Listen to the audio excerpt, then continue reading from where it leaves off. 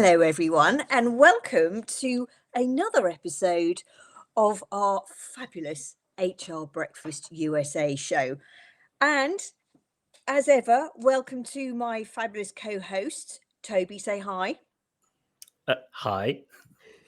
Or hello, whatever you Hi, would hello, like. bienvenue, willkommen, howdy, because I'm a Brit and that's what I think all American people do when they say hello. This is going really well already, as you can tell. Callie, over to you. Hello. I do not say howdy. I don't know the last time I've said howdy, even ironically. I'm Sam. Hello. A drop of a cap to you, madam. I'm from the United Kingdom, where tea and cake comes from. And we are here today, and I have to make sure that I get this right, otherwise it could come out wrong, for creating culture of continuous learning. See, I got it out in one, Toby. There you go, enunciation. So, we keep talking about this, don't we, in terms of we have to have better culture. We need to make sure we do continuous learning. Our people are asking for it. Why aren't we doing that, though? Toby. I think it's because it has the word learning in it, to be completely honest. And you put the word learning in it and goes, oh, who's going to look after that? The learning and development team or the training team or whoever. And a continuous or social or I forget the other. There's like continuous, social, and then there's another one that kind of gets asked. It's like it's a systemic thing. It's like it's almost nothing to do with HR or learning and development. Can definitely be part in help creating that culture, but it's a systemic thing. So to think that you're going to fix it by going, we're going to do a continuous learning program or we're going to do a town hall about continuous it won't just ever happen overnight. You have to kind of design the systems and processes with intent. If you try and just design a program to fix it, a bit like DEI as well, right? If you try and just design something to fix it, it isn't going to fix it. You've got to redesign the system it sits in. Callie. Adult learners need motivation. So either you design it around them and they know what that motivation is because they've made it themselves, or you need to give them a reason to care about it. And I feel like it sounds so simple, but that's a key piece that's missing often in what we do train for. It's like, oh, okay, it's HIPAA again. We've got to talk about this thing. We need you to sign on the dotted line for a legal purpose. And that's where a lot of places leave it without recognizing if you're going to approach an adult learner, you need to give them an adult reason to care about it. I've got a follow-up point because I think most companies assume that the motivation is, hey, you have a job and you should want to get better at it. Go and do some learning now, please. And it's like, honestly, I don't care. So from that perspective, again, it's a systemic thing, isn't it? Like no employee goes to work with a baked-in motivation to get better and improve themselves at their jobs. And the most annoying thing is like the people who love learning the most are people who work in learning and development. So it's like, well, no one comes off the recruitment line with this baked-in will to learn, and to assume anything otherwise is kind of ridiculous. Sorry, Sam. No, not at all. Not at all. And it's, I think, the one thing that I'm glad we sort of got the ball rolling with, it's not HR's fault. Everyone's got to be committed to this. Because ultimately, here's the thing, if we're talking about moving into a very different world of work from what we have today, even 2, 3, 4 years down the line, everyone's accountable for that, to make sure that their skill sets that they have today are evolving in order to make sure they're still relevant tomorrow. And I think that's the bit that so many people are missing with this whole thing, is there's a lot of it that is societal and driven because of that. Why aren't more people grasping that? Big question. Well, my pessimistic answer is we care about today, not tomorrow, not 3 years from now, that we've just been so reactive in our nature to employees in general that when you start talking about things like learning, unless it's connected to something you need from a legal stance or basically from a legal stance, I think I'm going to stick with just that one, that we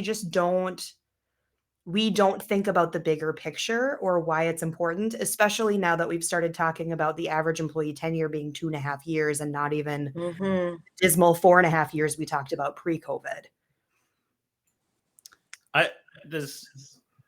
My pen has like an outro. I don't know if you're going to be able to see this, but it says that sounds like a you problem. I think it kind of gets pushed from pillar to post because it's like there's no program manager, no project manager, no project team that looks after this. It is your holistic employee experience that's really going to affect whether continuous learning happens within your organization. And that goes down to absolutely everything. You know, the platforms you choose, the cadence of your meetings, your leadership. It probably has very little to do with a learning management or learning experience platform, to be brutally honest. It has everything to do with how everybody turns up, motivation, and gets the work done, processes, and the technology they engage with, systems. Cool. Well, we've just instantly talked about stuff that has nothing to do with learning and development in your organization. So who then does look after it? Well, I think everyone just assumes someone it'll just magically solve itself, which of course it won't. And if anyone out there does know if it's magically fixed itself, can you please let us know? Because then it'll save us, another 22 minutes of this conversation. Well, it's technically HR's budget, right? So HR has to be the one looking after it. And this is the other thing with HR getting blamed for even more these days. We'll just give them more responsibility and accountability. We'll hate the HR team even more, blame them for even more, and yet fail to recognize where we as an organization are going and the fact that in order for us to stay relevant, we're going to have to trial things and test things that we don't know if they're going to work. And that's okay because the word continuous is in there. Do we need to change the word? I don't think the word is the problem. Maybe we can go back to psychological safety. Because if we're going to say you have to be willing to make mistakes, you have to, go through this iteration process, you have to be okay acknowledging that things aren't perfect. And you're not going to do that in a meaningful way if there's too much on the line or at stake. Yeah. It's a weird one because I'm with Callie. I don't think it needs to check. The wording needs to change. I don't think that gets us anywhere necessarily. Although we know that people in business love to change the names of things, HR teams, people teams, but nothing actually changes. So the name doesn't. It's the definition that sits underneath it that needs to change because I think everybody. First of all, the organization needs a holistic definition of what continuous learning means within that organization. And then only then can everyone really figure out what their place in it is. But if you just put it, and this isn't just HR alone, but if you just push the responsibility of that to one department, then it's not going to affect the change you need to because it's going to happen within probably that team. And that doesn't really benefit the organization because it has to be cross-functional as well, right? So you're fundamentally then, okay, we start talking about cross-functionality, you start running your projects differently. You start getting work done differently. And then you start learning from other parts of the organization. And it's one thing I was talking about the other week in that this is where HR's greatest gain can be is if it starts learning from other parts of the organization, sales, marketing, customer success, product design. Go and learn from those parts of your organization. I'm not saying they've got the right answers or anything like that, but that's a proactive choice to do that if it's not baked into your operating model. And that's the same for any part of the company, right? Is to extend yourself beyond your known universe within that organization and pick stuff differently. And then it goes even more further. It's like, well, how do you then take inspiration from outside of your workplace, which is like even another leap. And it's like, well, why most people come to work to to be different people. So why am I going to bring all this baggage and stuff that I've seen outside of work into work? It doesn't benefit me. So yeah, was that I think that was an answer. I think that was definitely an answer, and actually quite a thought-provoking one, because you're right. On the one hand, we're saying, okay, we want you to turn up as your true self and your real self and your authentic self.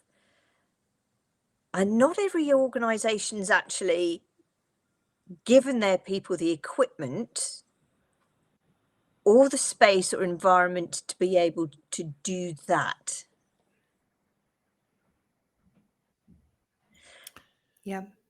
And I think bringing yourself to work is a really interesting one. That a lot of organizations want to hire diverse talent, and they want then everyone to bring themselves at work. But the thing that then that disables that fact is that once you have hired that diverse range of talent, you treat everyone the same. So therefore, how are you going to show up to work? You're going to show up to the work in the most effective way possible to game the system. And that's pretty sad. Like that you've created the system of work in your workplace that means people have to adapt and change who they are for them to get gain, for them to feel motivated, for respected, listened to, all that kind of stuff. And I was reading, I can't remember if I mentioned this in the last one, actually. I was reading a book called The Employee Experience Advantage, and there was a really cool little narrative in there. It was like that the problem with most organizations is that they actually do all pretty much the same thing. Like they all have a sales team. They all have they all have these types of teams. So it's like, so why does one salesperson go from one job to another job and then all of a sudden take 6 months to get good at sales again when actually they were the top performer at the last job? It's the systems and processes that organization is created that takes this really successful salesperson and all of a sudden makes them not very successful for 6 months. Like, and no induction or onboarding program is going to fix that narrative, because you kind of got to look deeper into how people do that. And then, because obviously then it's continuous learning, right? You get into an organization, you're continuously learning until you match the performance from yourself from a previous role.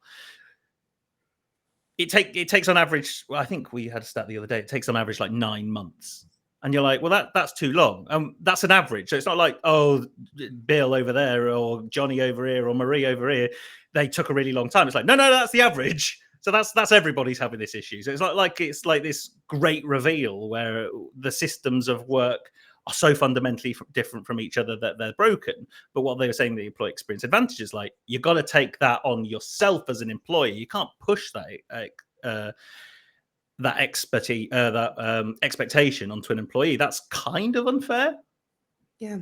One thing that I think is interesting with hanging out with salespeople is how many salespeople pay for tools on their own. And the justification to them is like, this is a great tool.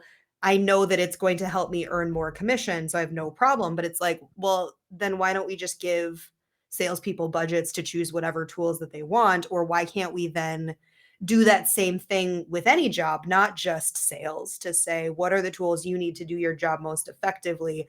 Do we care? Or can we start to say, this works really well for one person. How do we emulate that with their teammates, or like build that buy-in to then take that on more holistically? Yeah, and there's a really good point in there that if you take something like, so if they're going to go fund their own training or tools, is that if you have an internal, like, okay, so we're going to create a continuous learning program at organization X, and here are all the tools and resources you have to support that. It's like, well, as a consumer of my internal HR team or service that they're offering, like, I can't shop around for the best way to do that. You've given me one answer to a solution that has multiple answers. So if I'm not gonna go inside my organization and look for the answer here, I'm going to go outside. But all of a sudden now I'm not penalized, but I'm using my own money, my own time to do that. And I think that some organizations have cottoned on to this, where they give like $500, £1,000, dollars to their employees, and like, shop around for the training that you need the most and the best training you can find, and we'll fund it for you. It's like, well, that's a much smarter model, because Sam and I were talking about presentation skills earlier. There isn't. I've worked with corporates that have we've got our own presentation skills program. I was like, oh yeah, have you now? Like, how is that going to be any different to the one your nearest competitor delivers or anything like that? And unless it's so fundamentally unique to your organization, you're probably best off not spending any time or money or resource on trying to design it for your own organization. Shopping around, like, okay, what's the best one in, I don't know, the local area that we can find, and let's fund that. It's a smarter play because you get better quality product for your employees. You get a smarter play because it's actually cheaper because you haven't got a person looking after it. It's like, I don't see where the creation of driving content and culture in organization really came from, other than 20 years ago, the internet wasn't as freely available maybe as it was, and it was more difficult to find that information. Now it's super flipping easy. So like all of a sudden you're already outgunned as any HR team, any content you create, that content probably exists somewhere else and it's probably better. Hypothesis.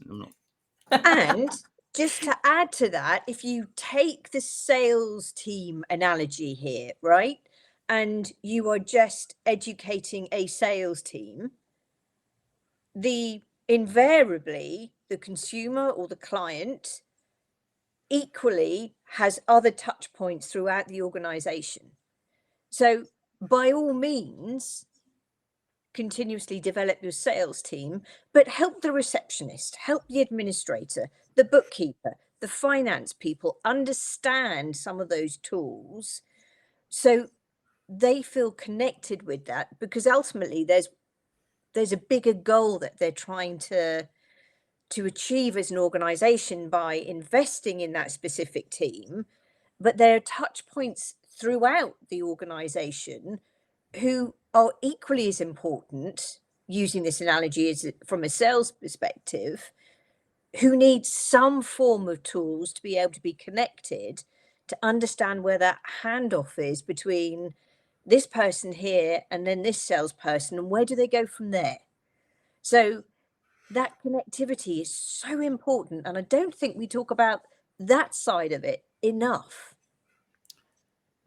It's interesting. So I got to slap myself on the wrist because I always say, like, everyone uses the sales team as like the analogy for anything that happens in the workplace. Like, oh, if we do this sales team, well, that's the sales team. It's like you said, Sam, there are actually other teams in organizations that aren't just sales. But the problem is, it's like sales is the easiest one to grasp how you would drive change, because like it's instant. It's like, are you selling more or not? It's like, well, yeah, but I work in accounting, and does that impact what I do, right? What is the number? And you just got me thinking about this client I worked with in Switzerland, and they had essentially finance teams all over the world. And one of them, I think it was in Montevideo, the guy said, like, the only reason I exist and my team exist is to reduce our team size because we're not efficient enough at the moment. And we all know that we should learn and get better at what we do to the point where actually we can probably get rid of 3 of about 6 people. Wow. And that was the leader saying that. And his team bought into that, knowing that they'd have the support to then do something else moving forward. And I think that's the culture of, that's a true culture of continuous learning, because the leaders go, I myself as a leader will probably make up myself redundant as part of this process, but we all will get better jobs afterwards because actually we have done the thing that no one else is doing because they're too scared to. They failed at some point and they got stuff right, but they got there. And it really took me aback when he said it. It was like, there's, no one else I've ever spoken to, and I'm not that old, but like no other leader I've spoken to in my whole life has ever said that if we really want to learn about how we make ourselves better at our jobs, let's give ourselves a target of chopping 3 of us. In an inspired way. Yes. Yeah. Okay, so 2024, what we're going to do, ladies and gentlemen, is we're going to slash our workforce by half.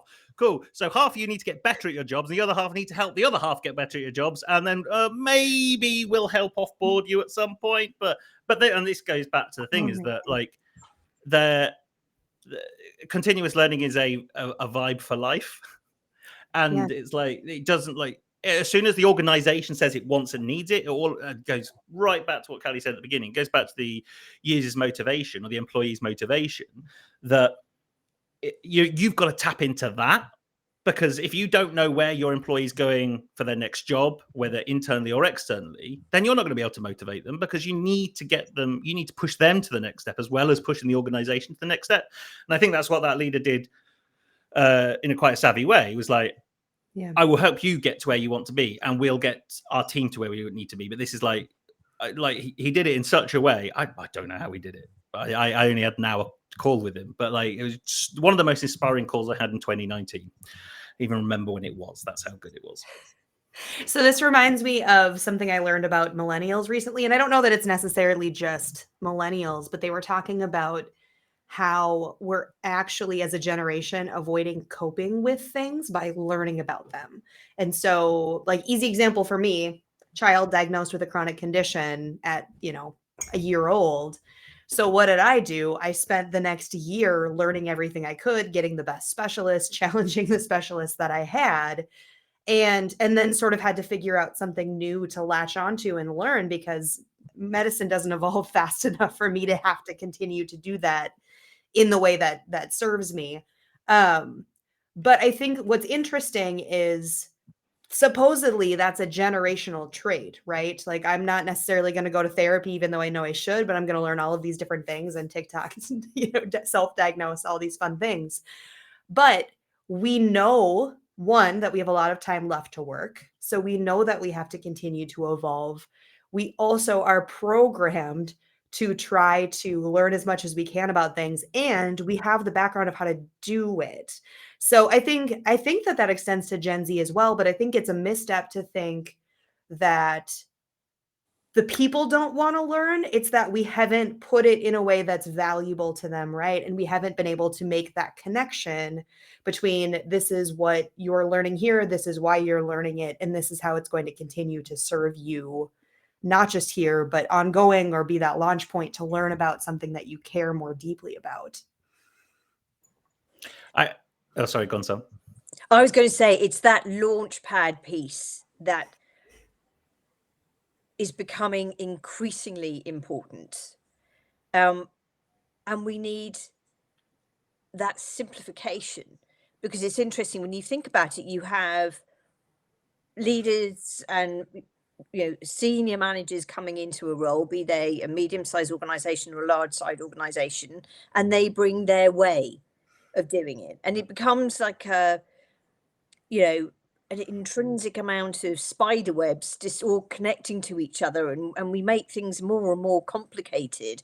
It's almost as if we, to your point, Callie, have to step back and say, this truly is a launch pad, and this is what we as an organization are trying to fix or achieve, and these are the people along the way. With the other piece of the jigsaw over here, that 2.5 years is our average tenure. A whole ton of roles aren't here, and anywhere between 40 and 60% of the workforce are going to be consultants anyway in the next 4 or 5 years. So that launch pad then becomes gold. Toby. 100%.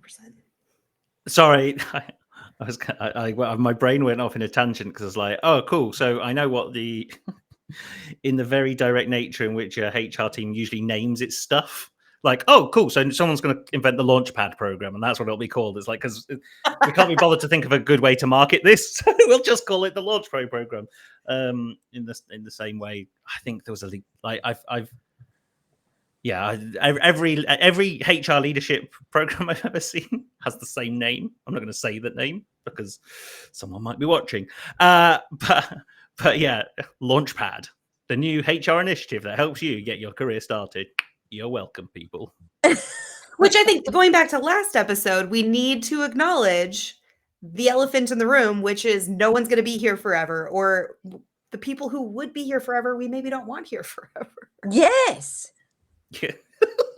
I mean, sorry, that was a bit too, wasn't it? Are you thinking about one of us there? So I was like, yeah, No, definitely. Oh, no, it's not. Workplaces are transit hubs, right? It's like an airport or a train station. It's like no one ever lives there. Like, no, And it's where I think we talked about this one before as well. Like every organization that calls their employee base a family is like, no, because no one lives at work. No one, that's just ridiculous. And it doesn't make any sense. But like creating a workplace that is a transient place to be, as it, not whilst you're actually doing the day-to-day stuff, but there is going to be a beginning and there is going to be an end, and we're all adult enough to talk about that rather than kind of go, oh, how do we tackle attrition and how do we increase retention? Same thing. But like it's like, well, you don't. You're trying to fight against like a huge societal change by going, we're going to try and keep people as long as possible. Sure you are. You can carry on doing that while I go and do something else that has a little bit more impact and is probably a bit more achievable. Well, which will, by the way, probably also increase the tenure while we're at it. Because that's what was it? Richard Branson. There's a Richard Branson quote, isn't there? Like, give them enough so they can leave, but give them enough so they want to stay. Yeah. And it's like, yeah, ironically, by not targeting attrition or retention, you'll probably increase retention. And you're like, oh, now we've got a whole different problem. And then in 10 years, we'll be having a conversation like, how do we get people to leave these companies? They just stay too long. It's just getting so stale, our talent, God.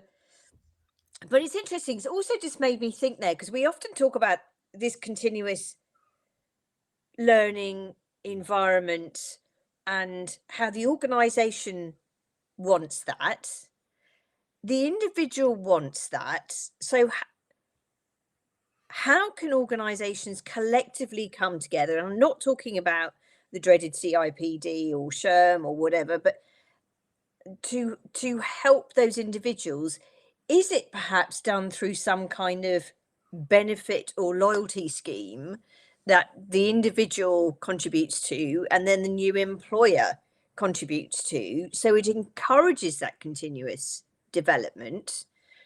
It's another way of having this pool of talent who are, because it is a carousel, right? And, we all know about the boomerang and people leaving and coming back in more senior roles. And taking something that's already there for everyone's benefit.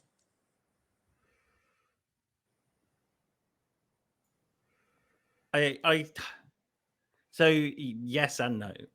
So I think it depends on the size of your organization as well, because Agreed. to do that, like you have to know the intrinsic motivators of every individual in your organization.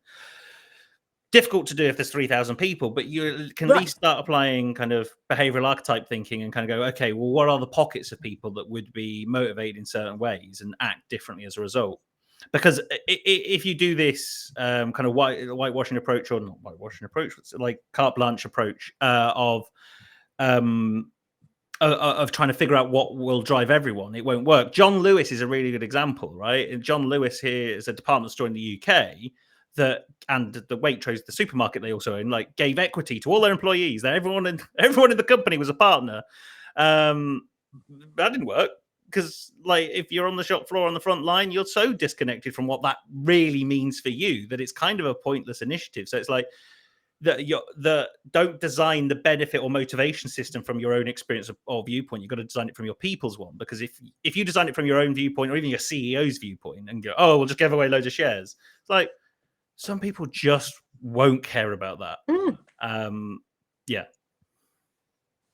Callie.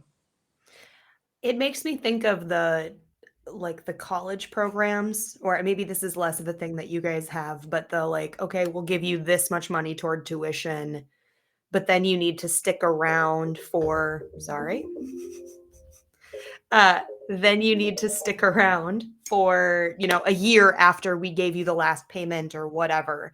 And it almost makes me think like, maybe we can be doing that idea better, where we just say, here are the parameters up front. You make your case for why you want this or why you need this. And then from there, we determine how much time this is worth you committing to figuring this out. And then at the end of that, either great, that you've got that target date that you're shooting to leave toward, and then you're working toward that. Or you then know that maybe there's another one I can go after, or this got me what I needed to be able to progress, and I'm happy with that. Yeah. Yeah. So it's it's along those lines, and it was more the US system that I was kind of thinking of, where you can choose your own benefits of that kind of thing. But like Yeah. the individual sort of unplugs from here and plugs in there. And as we, continue to evolve over the next 4 or 5 years, that individual may well be a consultant. So how does that work in terms of their relationship with the organization, where there's continuous learning on offer, versus what they already have, which is why, if there's something that they can plug into. Oh, this is a much bigger conversation than I We're thought. starting over. So I'm going to ask the usual coachy question. Toby, what are your insights from today?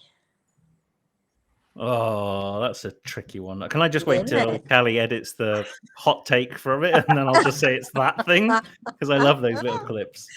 The fact that my num num num num num is immortalized as just an audio file out there is very strange. You're welcome. I was about to say, and bloody marvelous. I'm going to go back to continuous learning needs to be designed as a holistic organizational standard, and then everyone needs to be part of defining that before you could even start doing anything to enact it. I love that. Callie. Yeah, I like that. I think too, starting from, obviously you have to figure out how to get leadership to buy in, while circling it back to this is a company first sort of initiative. But if you start from a planning strategy standpoint with what do our employees need, and then you figure out the framework for how to spin it to leadership after, like that's maybe a better way to figure out how to do something sticky that actually engages and excites people. Yeah, I think my head's at a whirl. I feel like a tumble dry. I'm just tumbling and tumbling and tumbling this, which is that what's really kind of hit me in this conversation has been just the lack of direction and that connectivity between the organization and the individual. But actually, not because they don't want to, because we're still exploring how this, these latest paradigms are going to work. We're in something called the nowhere office years now. None of us are used to this, and I'm sure that's got a part to play. Yeah, interesting chats, people. Well, everyone, thank you for watching. Thank you for coming along and being part of, episode 5 already. We're going to be in double digits before we know it, team. Double digits before we know it. I'm really bowled over by the messages that I know we're all getting, and seeing how the show is really taking off. For your questions, for challenging us, please carry on doing that. This is a conversation. We very, very much want you part of it. Callie has put out some ideas and what we're covering in future topics. Please again get in touch if you have any questions. But without further ado, it's goodbye from me. And me. Bye. Goodbye. Thanks, everyone.